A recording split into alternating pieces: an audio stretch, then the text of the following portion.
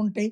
తీవ్రవాద కార్యకలాపాలు తప్పు లేదనేటటువంటి వాదనని వాళ్ళ మెదళ్లలో చొప్పిస్తున్నారు. సాధారణ ఇప్పుడు ఒక తీవ్రవాద భావజాలం కలిగినటువంటి ఆ సిరాజ్ అనేటటువంటి వాడు, ప్రజల ప్రాణాలు తీయడం తప్పులేదనుకునేటటువంటి వాడు, ఇప్పుడు మీదో నాదో విన్నాడనుకోండి, ఏంట్రా మనం ఇట్లా చేయడం తప్పంటున్నారు ఈళ్ళు అనేదుంటది.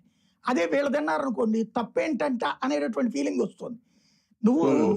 సమాజానికి మంచి చేయకపోయినా పర్లా, చెడు చేయకూడదు. వీళ్ళ వాదనల్లో హ్మ్. చెడుని ప్రోత్సహిస్తున్నారు. ఒక దేశాన్ని, ద్వేషాన్ని పెంచుతున్నారు వీళ్ళు. దేశం పట్ల ద్వేషాన్ని పెంచుతున్నారు. నెగటివిటీ పెంచుతున్నారు. ఇది తీవ్రవాదుల్ని తయారు చేయడానికి కూడా ఇప్పుడు ఫర్ ఎగ్జాంపుల్ 'జకీర్ నాయక్' మీద కేసు ఎందుకు పెట్టారు? 'జకీర్ నాయక్' ఏమన్నా డైరెక్ట్‌గా బాంబులు పెట్టాడా? వేశాడా? పేల్చాడా? చంపాడా? లేదు. శ్రీలంకలో అసలు ఇట్లాంటి రాడికల్ ఇస్లామైజేషన్ లేదు. కోటీశ్వరులైన ఒక ముస్లిం కుటుంబం 'జకీర్ నాయక్' ఉపన్యాసానికి అలవాటు పడి, ఆయుధాలు తయారు చేసి ఆ దేశంలో దాడులు చేయడానికి ప్రయత్నించి, చివరికి పెద్ద యుద్ధమే చేయాల్సొచ్చింది అక్కడ పోలీసులును వాళ్ళు కలిసి.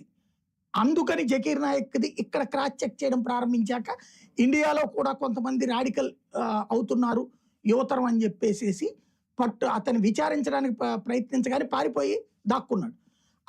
అతనేమి బాంబులు తయారు చేయలా, బాంబులు తయారు చేయించలేదు. లేదా లష్కర్-ఏ-తోయిబా, జైష్-ఏ-మహమ్మద్‌లతో ఏమి సంబంధం ఉన్నోడు కాదు. ఉండుంటే పాకిస్తాన్ పోయిండు.